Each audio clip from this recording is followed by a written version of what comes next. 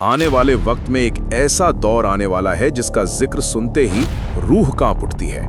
ये वो वक्त होगा जब इंसानियत अपनी तारीख के सबसे बड़े और सबसे भयानक इम्तिहान से गुजरेगी। ये दौर होगा दज्जाल के फितने का।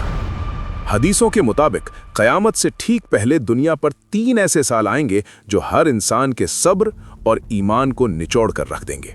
शुरुआत होगी पहले साल से, जब आसमान अपनी बारिश का 1/3 हिस्सा रोक लेगा। जमीन अपनी पैदावार का 1/3 हिस्सा उगलना बंद कर देगी। इसका नतीजा ये होगा कि हरे भरी खेत सूखने लगेंगे, अनाज कम हो जाएगा और भूख अपना पहला वार करेगी।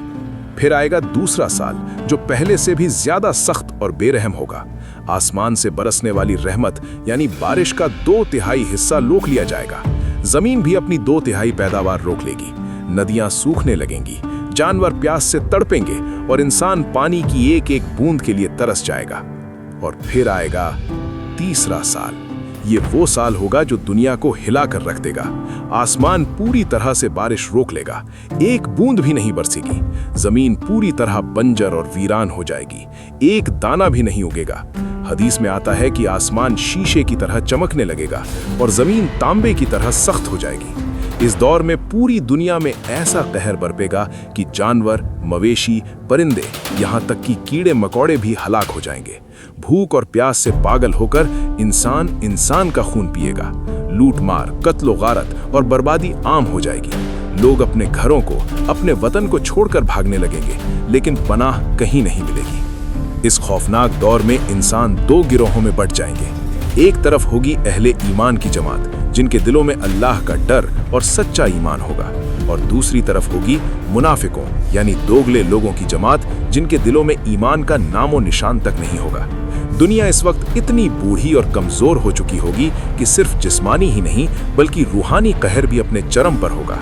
दीन अजनबी हो जाएगा, सच्चे उल्मा उठ जाएंगे और लोग हक को भूलकर बातिल यानी झूठ के पीछे भागेंगे। मेरे दोस्तों, ठीक इसी अफरा तफरी और मायूसी के आलम में वो निकलेगा, वो जिसका हर नबी ने अपनी उम्मत को डराया है, वो जो इंसानियत का सबसे बड़ा दुश्मन है, दज्जाल। आखिर कौन है ये दज्जाल? कहां से आएगा? क्या ताकतें होंगी उसके पास?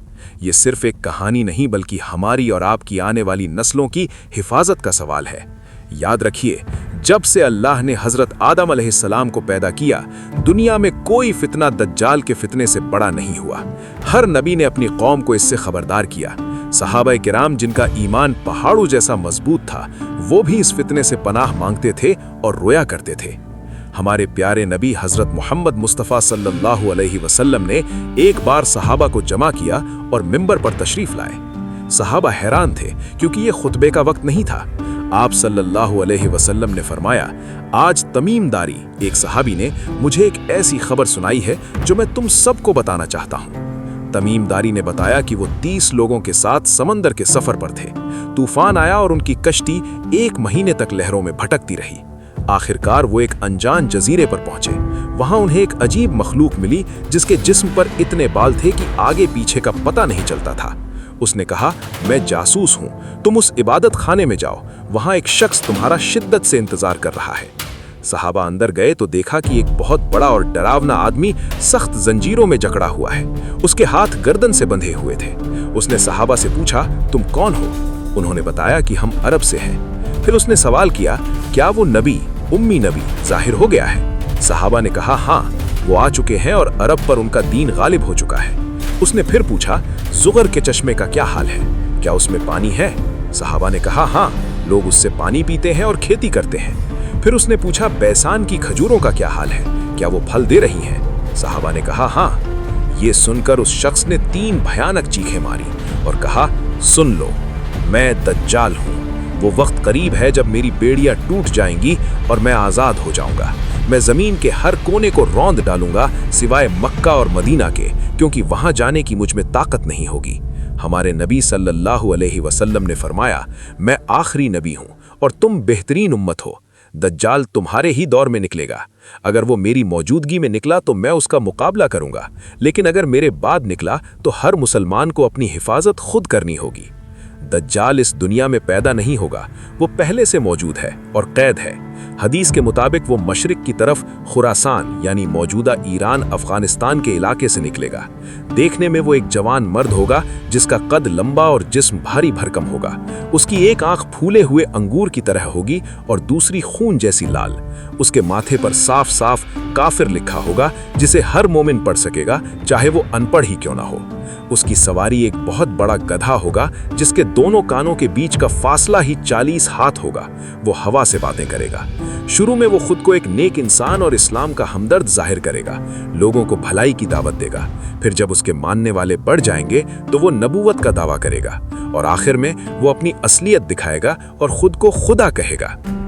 दज्जाल के साथ 70,000 यहूदी होंगे जो तेलसान यानी खास तरह की चादरें ओढ़े होंगे, 13,000 औरतें और वो तमाम लोग जो दुनियावी फायदे के लिए दीन बेच देंगे उसके पीछे चलेंगे।